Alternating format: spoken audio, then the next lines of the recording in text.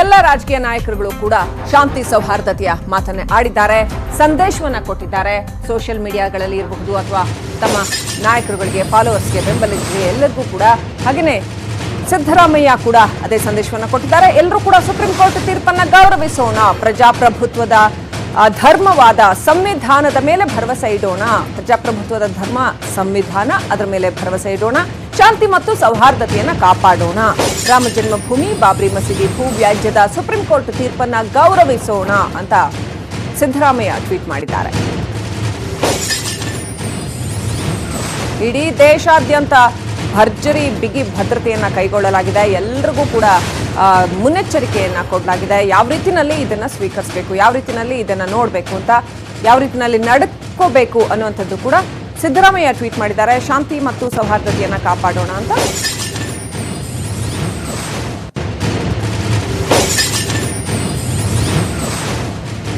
ಇನ್ನು 134 ವರ್ಷದ ಅಯೋಧ್ಯೆಯ ವಿವಾದಕ್ಕೆ ಇವತ್ತು ತೆರೆ ಬೀಳುತ್ತೆ. ಬಳ್ಳಾರಿಯಲ್ಲೂ ಕೂಡ ಸೆಕ್ಷನ್ 144 ಹಾಕಲಾಗಿದೆ. ಬಿಗಿ ಭದ್ರತೆಯನ್ನು ಏರ್ಪಡಿಸಲಾಗಿದೆ. ಗಣಿ ನಾಡಿನ ತುಂಬಾ ಖಾಕಿ ಹೈ ಅಲರ್ಟ್ ಎದ್ದು ಕಾಣ್ತಾ ಇದೆ. ಎಲ್ಲಿ ನೋಡಿದ್ರು ಪೊಲೀಸರು, ಬಿಗಿ ಭದ್ರತೆ ಬಳ್ಳಾರಿಯಲ್ಲಿ.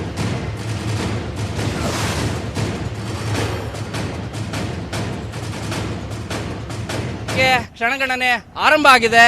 ಭಾರತದಾದ್ಯಂತ ಈಗಾಗಲೇ ಪೊಲೀಸ್ ಸರ್ಪಗಾವಲು ಮತ್ತು ಅತಿ ಸೂಕ್ಷ್ಮ ಪ್ರದೇಶಗಳಲ್ಲಿ ಈಗಾಗಲೇ ಕಟ್ಟೆಚ್ಚರನ್ನು ವಹಿಸಲಾಗಿದೆ. ಅದೇ ರೀತಿಯಾಗಿ ಬಳ್ಳಾರಿ ಜಿಲ್ಲೆಯಲ್ಲೂ ಕೂಡ ಪೊಲೀಸ್ನ ಕಣ್ಗಾವಲಿದೆ.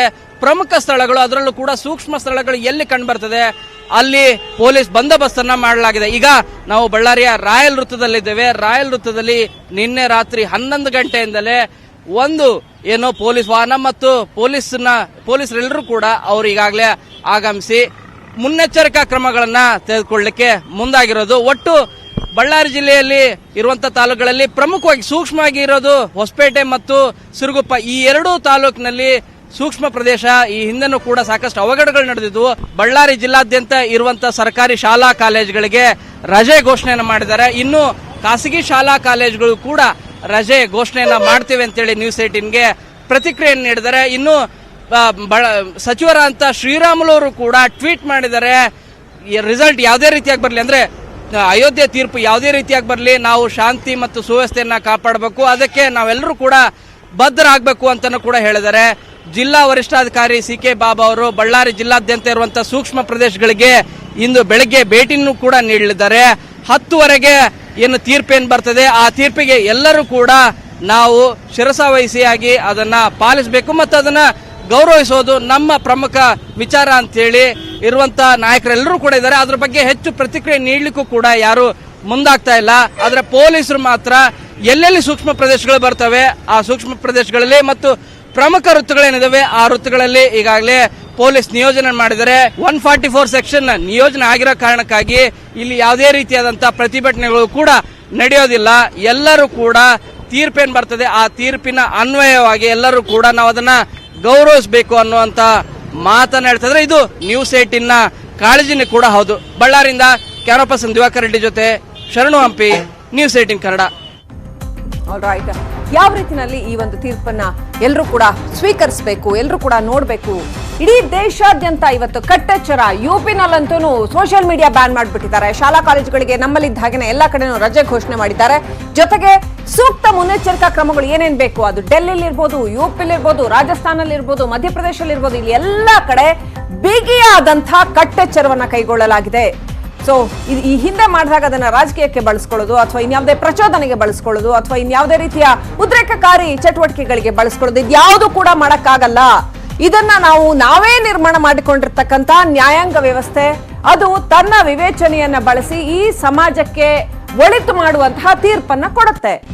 ಸೊ ಅಂತಹ ತೀರ್ಪು ಬರೋದಕ್ಕೆ ಕೆಲವು ಗಂಟೆಗಳು ಅಥವಾ ಕೆಲವು ಕ್ಷಣಗಳು ಬಾಕಿ ಇದೆ ಅಂತ ಹೇಳಬಹುದು. ನಮ್ಮ ಜೊತೆ ನ್ಯಾಯಮೂರ್ತಿ ಗೋಪಾಲ್ ಗೌಡ ಅವರು ಫೋನ್ ಸಂಪರ್ಕದಲ್ಲಿದ್ದಾರೆ. ಸರ್ ನಮಸ್ತೆ. ಈ ಒಂದು ಸಂದರ್ಭದಲ್ಲಿ ನ್ಯಾಯಾಂಗದ ಪರಮೋಚ್ಚತೆಯನ್ನ, ಶ್ರೇಷ್ಠತೆಯನ್ನ ಇಡೀ ದೇಶ ಕಣ್ತುಂಬಿಕೊಳ್ಳುವಂತಹ ಒಂದು ಸಂದರ್ಭದಲ್ಲಿ ನಾವಿದ್ದೀವಿ. ಏನ್ ಹೇಳಕ್ ಬಯಸ್ತೀರಿ ಅಯೋಧ್ಯೆ ತೀರ್ಪಿನ ಸಂದರ್ಭದಲ್ಲಿ? ಸರ್ವೋಚ್ಚ ನ್ಯಾಯಾಲಯ ಸಂವಿಧಾನದ ಪೀಠ ಇವತ್ತು 10:30 ಗಂಟೆಗೆ ಈ ವಿವಾದವನ್ನ ತೀರ್ಪು ಕಾದಿರಿಸಿರುವುದನ್ನ ಇವತ್ತು ಪ್ರಕಟಣೆ ಮಾಡುವರಿದ್ದಾರೆ. ಓಕೆ. ತೀರ್ಪು ಏನೇ ಬರಲಿ, ಯಾವ ಪಕ್ಷದ ಪರವಾಗಿ ಇರಲಿ, ಸರ್ವೋಚ್ಚ ನ್ಯಾಯಾಲಯ ತೀರ್ಪು ಮಾಡಿರೋದು ಅದು ಅಂತಿಮ. ಆದ್ದರಿಂದ ಯಾವ ಎಲ್ಲಾ ಮತೀಯ ಜನರು, ದೇಶದ ಎಲ್ಲಾ ಕಾನೂನನ್ನ ಗೌರವಿಸ್ತಕ್ಕಂತ ಜನರು, ಸಂವಿಧಾನವನ್ನ ಗೌರವಿಸ್ತಕ್ಕಂತ ಜನರು, ಎಲ್ಲಾ ಮತೀಯ ಜನರು, ಎಲ್ಲಾ ಕೋಮಿನ ಜನರು, ಯುವಕರು, ಬುದ್ಧಿಜೀವಿಗಳು, ಎಲ್ಲಾ ಜನರು ಕೂಡ ಶಾಂತಿ ನೆಮ್ಮದಿಯನ್ನ ಕಾಪಾಡ್ತಕ್ಕಂತಹ ಕೆಲಸವನ್ನ ಮಾಡಬೇಕಾಗಿದೆ.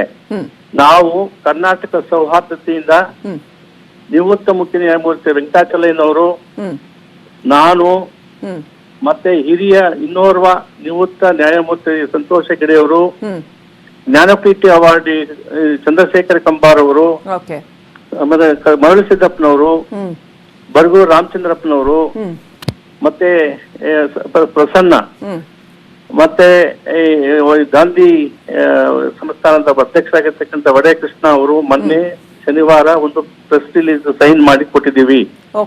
ಈ ರೀತಿಯ ಒಂದು ತೀರ್ಪು ಆಚೆ ಬರುವಾಗ ಸರ್ವೋಚ್ಚ ನ್ಯಾಯಾಲಯದ ತೀರ್ಪನ್ನು ಗೌರವಿಸ್ತಕ್ಕಂಥದ್ದು ಎಲ್ಲರ ಮತ್ತು ಆ ತೀರ್ಪು ಎಲ್ಲರ ಮೇಲೆ ಬೈಂಡಿಂಗ್ ಇರ್ತಕ್ಕಂಥದ್ದು ಸಂವಿಧಾನದ 141ನೇ ಅನುಚ್ಛೇದದಲ್ಲಿ ಉಚ್ಚರಿಸಿದೆ. ಆದ್ರಿಂದ ತೀರ್ಪು ಯಾವುದೇ ಇರ್ಲಿ, ಏನೇ ಇರ್ಲಿ, ಇದು ಎಲ್ಲರ ಮೇಲೆ ಅದು ಬೈಂಡಿಂಗ್ ಆಗಿರ್ತದೆ. ಎಲ್ಲರೂ ಗೌರವಿಸಬೇಕಾಗುತ್ತದೆ.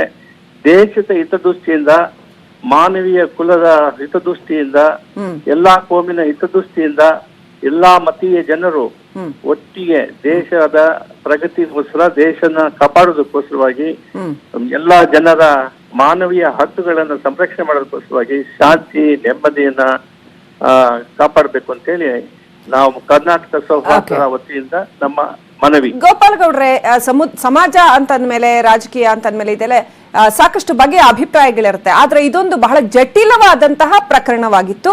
ಇದನ್ನ ನ್ಯಾಯಾಂಗ ಬಹಳ ಅತ್ಯುನ್ನತವಾದ ರೀತಿನಲ್ಲಿ ನಿಭಾಯಿಸಿದೆ. ಸಮಾಜಕ್ಕೊಂದು ಸೊಲ್ಯೂಷನ್ ಕೊಟ್ಟಿದೆ. ನ್ಯಾಯಾಂಗ ಇರೋದ್ರಿಂದ, ಇಂಥ ಶ್ರೇಷ್ಠ ನ್ಯಾಯಾಂಗವನ್ನು ಹೊಂದಿರೋದ್ರಿಂದ ಹಾಗೆ ನಾವು ಶ್ರೇಷ್ಠವಾದ ರಾಷ್ಟ್ರವನ್ನು ಕೂಡ ಕಟ್ಟಬಹುದು ಅನ್ನೋದಕ್ಕೆ ಒಂದು ಉದಾಹರಣೆ ಆಗಿದೆ. ಈ ಕೇಸನ್ನ ನಿಭಾಯಿಸುವಲ್ಲಿ ಅದು ನಿರ್ವಹಿಸಿದ ಪಾತ್ರ ಎಷ್ಟು ಉನ್ನತವಾದದ್ದು, ಯಾವ ರೀತಿನಲ್ಲಿ ಇತ್ತು, ಏನಾದ್ರು ಹೇಳ್ಬೋದಾ? ನೋಡಮ್ಮ, ಸಂವಿಧಾನದ ಪೀಠದಲ್ಲಿ 40-45 ದಿವಸದ ಮೇಲೆ ವಾದಿ ಮತ್ತು ಪ್ರತಿವಾದಿಗಳ ವಕೀಲರ ಬಹಳಷ್ಟು ಹಿರಿಯ ವಕೀಲರ ವಾದಗಳನ್ನ ಆಲಂಘಿಸಿದ್ದಾರೆ.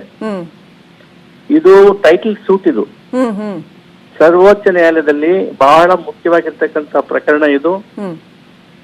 ಇದು ಬಹಳ ಸೂಕ್ಷ್ಮತೆ ಹೊಂದಿರತಕ್ಕಂತ ಒಂದು ಪ್ರಕರಣ. ದಶಕಗಳಿಂದ ಇತ್ಯರ್ಥ ಆಗದೆ ಇರ್ತಕ್ಕಂಥ ಪ್ರಕರಣ. ಆದ್ದರಿಂದ ಸಂವಿಧಾನದ ಪೀಠಕ್ಕೆ ರಚನೆ ಮಾಡಿ ಸಂವಿಧಾನ ಪೀಠ ಇದನ್ನ ಆಲಂಘಿಸಿದ್ದಾರೆ. ಆದ್ದರಿಂದ ಎಲ್ಲಾ ವಿಷಯಗಳನ್ನ ಸಮಗ್ರವಾಗಿ ಹಿರಿಯ ವಕೀಲರು ಬಹಳಷ್ಟು ದಿವಸ ಎಲ್ಲಾ ವಿಷಯಗಳ ಬಗ್ಗೆ ವಾದಗಳನ್ನ ಮಂಡಿಸಿದ್ದಾರೆ. ಇದನ್ನ ನಿಮ್ಮ ಇದು ಸುದ್ದಿ ಮಾಧ್ಯಮದ ಮುಖಾಂತರ ಮತ್ತು ಚಿತ್ರ ಮಾಧ್ಯಮದ ಮುಖಾಂತರ ಪ್ರಕಟಣೆಗಳು ಆಗಿವೆ. ಸಮಸ್ತ ವಿಷಯಗಳನ್ನ ಸಂಗ್ರಹಿಸಿ ಆಲಂಘಿಸಿ ಪರಿಗಣನೆಗೆ ತೆಗೆದುಕೊಂಡು ತೀರ್ಪನ್ನು ನೀಡುತ್ತಾರೆ. ಆದ್ದರಿಂದ ಬಹಳ ಮುಖ್ಯ ತೀರ್ಪು ಇದು.